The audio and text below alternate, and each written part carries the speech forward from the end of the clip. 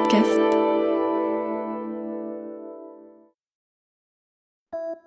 Salut, c'est Clara de Lina. Cette semaine, dans La vie d'avant, je vous emmène à la rencontre de Bourri, 27 ans, fan du Loft. On est en 2002. M6 diffuse chaque soir la 2e saison de l'émission qui a révolutionné la télé, Love Story, première télé-réalité en France. À l'époque, M6 avait été fortement décrié. Mais aujourd'hui, on retrouve ce format absolument partout, y compris sur les plateformes.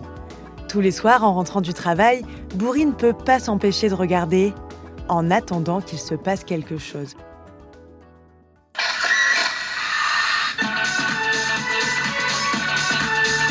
Célibataires coupés du monde.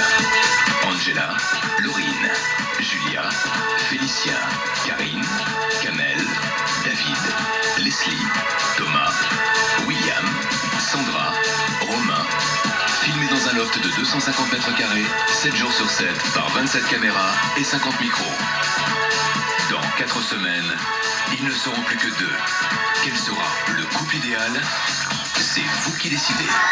22h, Bourri, étudiante de 27 ans, sort du travail et rentre dans son loft. Je travaille donc en soirée dans une boîte de télémarketing, ce qui fait que je ne peux pas le voir en direct à 19h. Donc je l'enregistre pour le voir en rentrant le soir à 22h, ce qui me permet de le regarder tranquillement.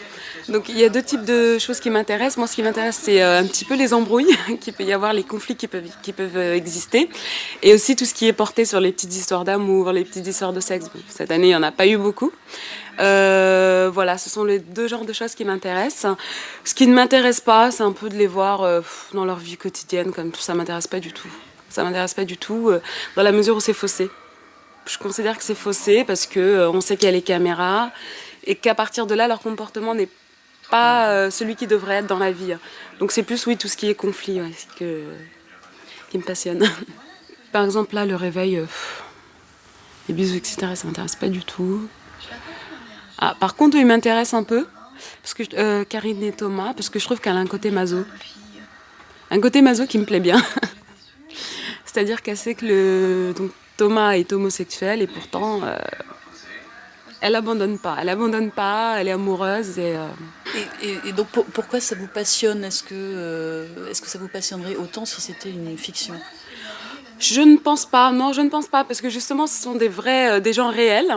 Je pense que c'est peut-être un petit peu manipulé, qu'on leur donne un petit peu des indications, mais quand même c'est leur vraie personnalité qui ressort. Il y a peut-être un petit peu de comédie, mais c'est quand même leur vraie personnalité. Et oui, c'est ça qui m'intéresse. Et non, une fiction, me passionnerait peut-être pas autant, non. Est-ce que vous vous sentez plus proche de certains personnages ? Est-ce que vous iriez jusqu'à vous identifier à un personnage ? Pas du tout. Non, il n'y en a aucun qui me ressemble. Vraiment, au début, j'ai peut-être pensé que Angela, avec son tempérament un peu méditerranéen, me ressemblait, mais pas du tout. Non. Dans l'image que tu donnes à ta mère ou...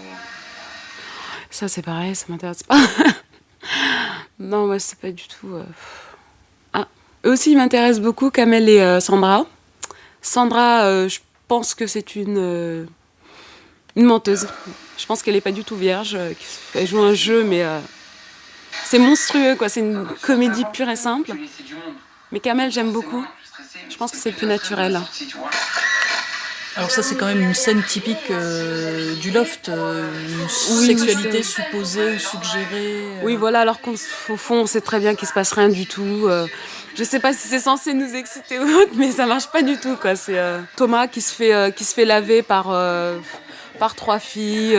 On sait très bien qu'il est homosexuel. Je sais pas, c'est peut-être, oui, voilà, montrer... c'est peut-être censé nous exciter, elle lui lave la jambe, ça peut faire penser à d'autres choses, ce mouvement de va-et-vient. Et puis, non, c'est pitoyable aussi.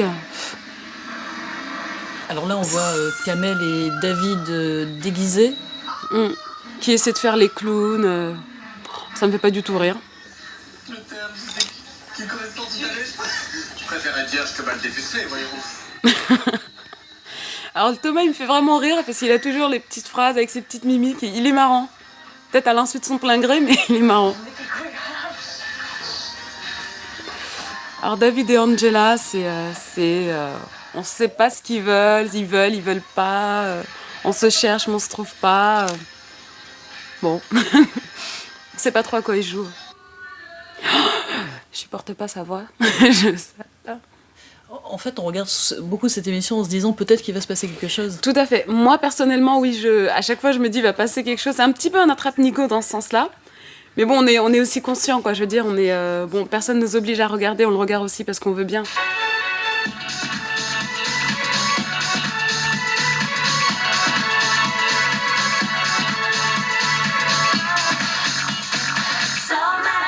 Ce qui est dérangeant cette année, justement, c'est ça. C'est que l'an dernier, autant il y avait l'enjeu était le même, mais ils réagissaient pas du tout pareil parce qu'ils savaient pas ce qui les attendait derrière.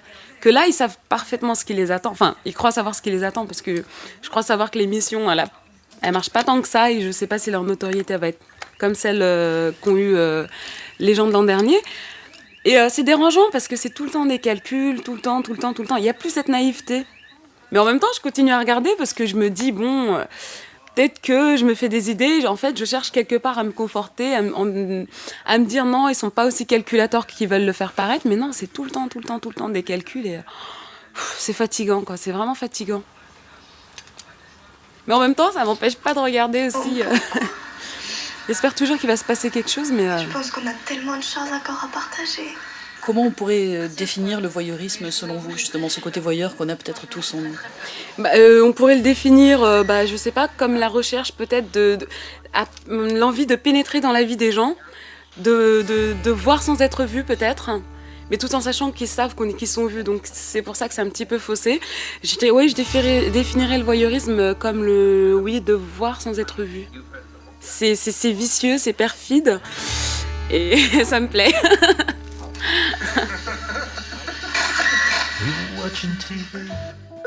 Merci d'avoir écouté cet épisode. S'il vous a plu, partagez-le et abonnez-vous pour ne rater aucun nouvel épisode. Je vous retrouve la semaine prochaine pour une nouvelle rencontre dans la vie d'avant. En attendant, vous pouvez écouter d'autres récits en archive sur Ina Podcast.